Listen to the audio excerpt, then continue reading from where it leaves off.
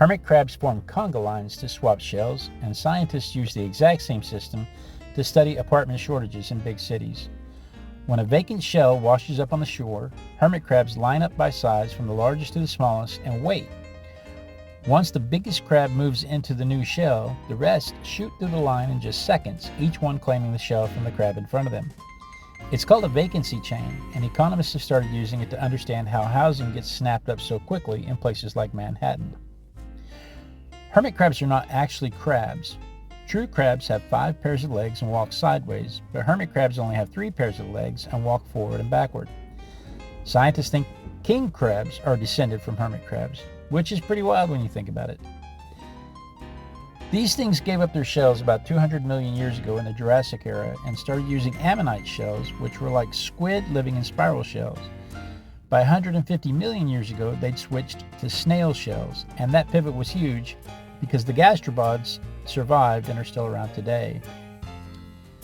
Land hermit crabs clean up beaches by eating decaying plants and animals, and that's their whole niche in the environment. It's very important to the other animals on the beach. But people will go out and collect these things by the millions because they don't breed well in captivity and they want them for the pet trade. If they want them in the pet trade, they have to collect them in the wild. More than 50% of the collected hermit crabs die before they even make it to the pet trade, and even more die when they get to people's houses.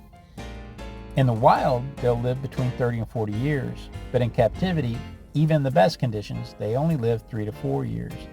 That really bothers me because I enjoyed keeping hermit crabs when I did. One part of me says, don't ever do this again. It's not healthy for the hermit crab. But another part says, somebody else is going to do it and they're not going to look after the crabs as much as you did. At the same time, it would be reinforcing the idea that somebody has the right just to go out and snatch hermit crabs up off the beach, and I'm not sure I want to continue to reinforce that idea.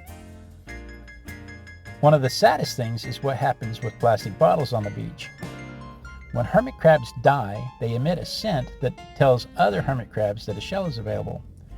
A hermit crab will find a plastic bottle while cleaning the beach, and he'll crawl inside thinking it's just another shell. But then it's too slick for the crab to get back out.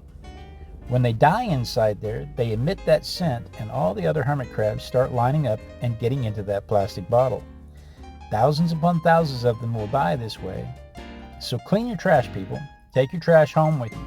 Don't leave it in any natural environment. Do not leave trash out. Take it home before the hermit crabs die.